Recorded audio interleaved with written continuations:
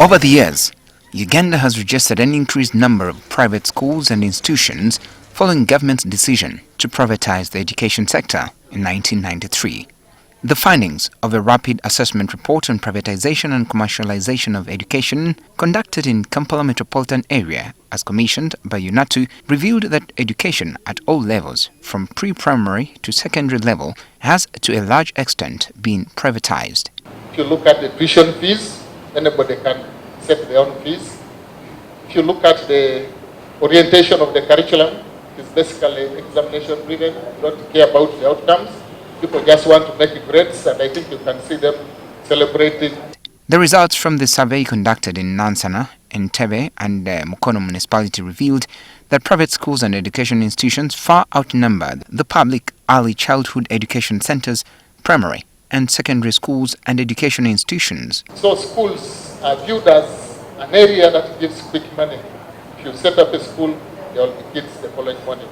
UNATU argues that the rapid privatization and commercialization of education are threatening the right to quality education for majority of the learners.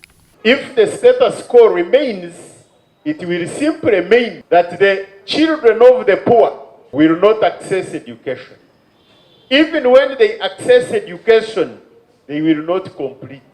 The experts further say public education through universal primary and secondary education programs remains the best way to ensure increased access to retention and completion of education for all Ugandan children. If that is not done, it simply means it will be survival for the fittest.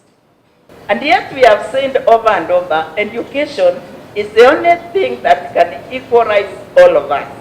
But I think let us campaign for people to return the children to those public schools and ensure that those schools work.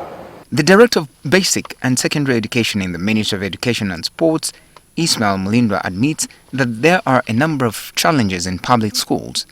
We have failed to supervise what is going on in our education institutions. So we need really to make all the schools, first of all, affordable and quality schools. He also noted that it is not possible to stop privatization of the education sector completely. That's where the problem started. We opened our gates so wide and we allowed Dictum and what to enter. Government may not have the capacity at the moment to provide education every Ugandan in all parts of the country. We may still need some private schools, but we need to regulate.